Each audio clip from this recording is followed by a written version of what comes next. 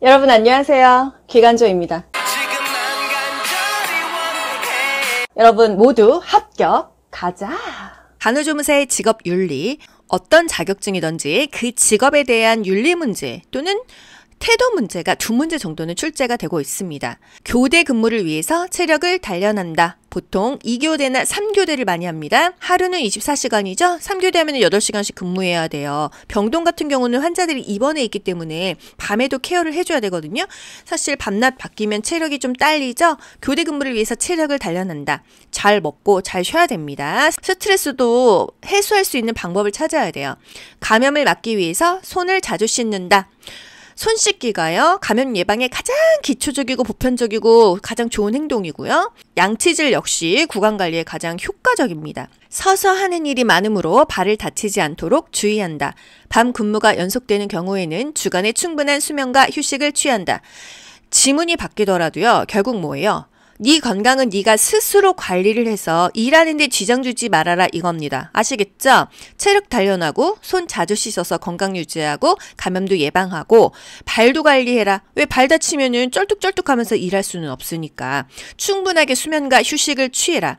쉬고 있을 때, 쉴 수 있을 때 퇴근하고 난 다음에는 너무 놀고 무리하지 말고 잘 쉬면서 다음 근무에 지장 주지 말아라. 무리 주지 말아라 이거예요. 환자가 선물을 주면요, 병원 규칙을 설명하며 정중하게 거절해야 합니다. 현실에서는 감사합니다 하고 받기도 하는데요. 이론적으로 원칙은요, 사양하는 게 좋다는 거예요. 쉬운 일이라도 정해진 순서와 절차를 따른다. 쉽다고 그냥 그날 기분에 맞춰서 하면 절대로 안 된다는 거. 항상 정해진 순서, 절차, 규칙이 중요한 것입니다. 이 직업윤리에서 가장 중요한 거, 자기 업무 한계를 분명히 알아야 돼요. 타 전문직 영역을 침해하지 않는다. 보통 병원급에서는요, 데스크에서 일하시는 분들이 사무장일 수도 있고요, 그냥 코디네이터일 수도 있습니다. 엑스레이 사진을 찍는 방사 선사가 있고요, 물리치료하는 물리치료사가 있어요. 그리고 간호사, 간호조무사가 있을 수 있고 또 의사랑이라죠. 임상병리사가 있을 수도 있거든요. 각각의 업무의 영역이 있어요. 이 한계를 간호조무사가 막 넣으면 안 된다. 어떤 직종이든지 마찬가지입니다. 자신이 할 일만 해야 되는 거예요. 월권하면 안 되는 거죠. 간호조무사는요, 간호를 보조하는 역할을 합니다. 직접 할 수 있는 일과 할 수 없는 일들이 있죠. 모르면 물어보셔야 돼요. 문제가 있어도 보고하셔야 돼요. 항상 보고하고 그것에 따른 지시에 따른 행동을 하시는 게 가장 좋습니다. 환자가 잘못됐어요. 또는 사망했어요. 이 책임을 내가 져야 되거든요. 나중에 의료 소송도 갈 수 있죠. 업무의 한계를 분명히 알고 행하는 게 좋고, 환자와의 그런 치료 부분에 있어서는 우리가 좀 소극적으로 해야 합니다.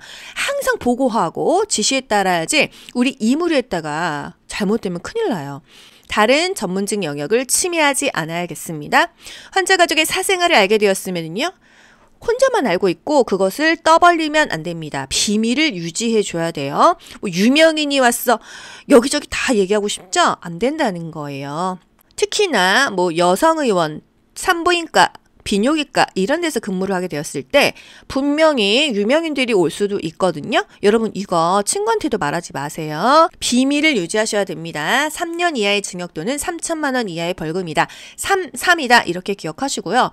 요양보호사는 비밀 유지 안 했을 때 2예요. 근데 간호조무사는 더 세죠. 3입니다. 이 산부인과에서 보통 무슨 유산을 한 적이 있냐, 소파 수술을 한 적이 있냐, 그거를 이제 체크를 하는데, 남편하고 상담을 왔던 분이 이제 그 남편 만나기 이전에 그런 히스토리였나 보죠? 그것 때문에 또 난리가 한번 났었대요. 환자가 아무리 차트에 표시를 했어도 그것을 남편만 해도 제3자잖아요? 그렇게 누설해서는 안 된다는 것입니다. 업무상 알게 된 환자의 불리한 비밀을 동료에게 알리지 않는다. 발 없는 말은 천리를 가게 되어 있어요. 절대 이런 비밀을 본인만 알고 있어야 되는 거예요. 인간의 존엄성과 인격을 존중한다. 양심적으로 직무를 성실히 수행한다.